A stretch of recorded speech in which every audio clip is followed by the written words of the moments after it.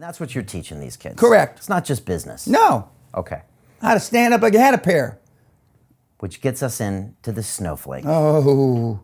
You hadn't used that word 2 years ago. No, I didn't. What's a snowflake? A snowflake is a kid, a guy or a gal, mostly guys that melt under pressure. As opposed to what they tell me. You know, God, every snowflake is different, Mr. P. You know, there's not one snowflake that's the same as the other. The trillions and trillions and trillions. I said, yes, that's correct. That's correct. And he says, and so we deserve to be here just like, no, that's not correct. In your opinion, snowflakes melt under pressure. I gave you a couple stats at dinner. I'm going to say them again. They're worth repeating. In 1986, the average man's handshake pressure was 118 pounds. 30-year-old man. I forgot to put the age. 118 pounds. 2016, 96 pounds. A woman, 1986, was 105 pounds. Today, 110 pounds. 110 pounds. Testosterone levels in sperm counts tested 50 years ago, and today they're producing 60 to 70% the amount of testosterone levels in sperm counts as they did. We're dying out. Why? The liberal media. No, it's not the liberal media. I mean, I think World War II had a lot of positive effects on us. I'm a product of that generation. The greatest generation, they call it. Because they came back as tough bastards. But it's like talking to the Japanese now. They're deathly afraid of everything because of the war, what they did. The Germans, Merkel, God love her, I mean, supporting the EU because of what I call German guilt, okay?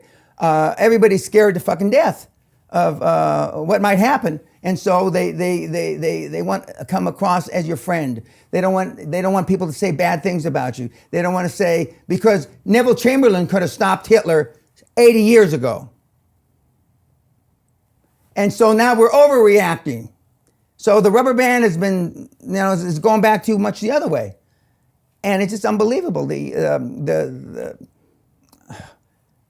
My dad, you know, I'm glad he's not alive to see this, because the more snowflakes we have, the less the possibility of the Earth making it.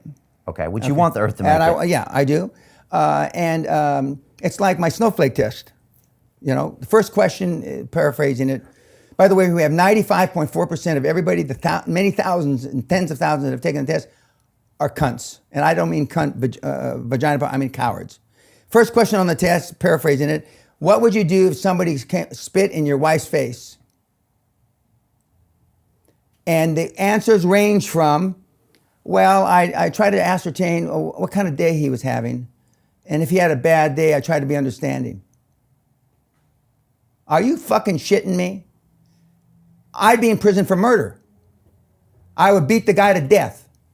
Or if I couldn't beat him to death, I'd find somebody in a pipe to beat him to death. Is that what we need today? Everybody? No, I'm not saying that's me though. Okay.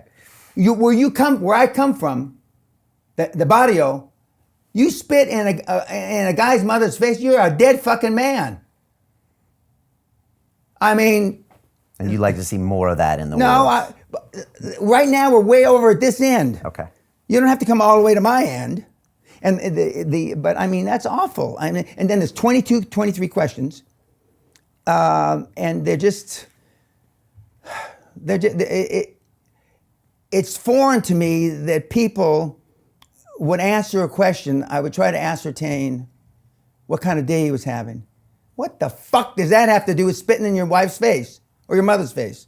All right, so you're trying to de-snowflake these men and women, get them to stand up, get them to go out, face their fears. And they know they're snowflakes, and that's why they come to me, because they think I'm the alpha male dad they never had. They say during private time, I'm a cunt. I don't want to be a cunt. How can I change? My dad was a cunt. I mean, I hear my great-grandfather wasn't. He was an airborne ranger in World War II. I hear, but he was dead already. No male role models. When I was growing up, my dad's 5 or 6 best buddies were all tough fucking guys. So I didn't see anything different. They were all just, you know. I tell the story. It's not a story. My cousin, God love him, he went to jail for being involved in stabbing a guy 17 times because somebody said your girlfriend's got a fat ass. Looks like pigs in a gunny sack.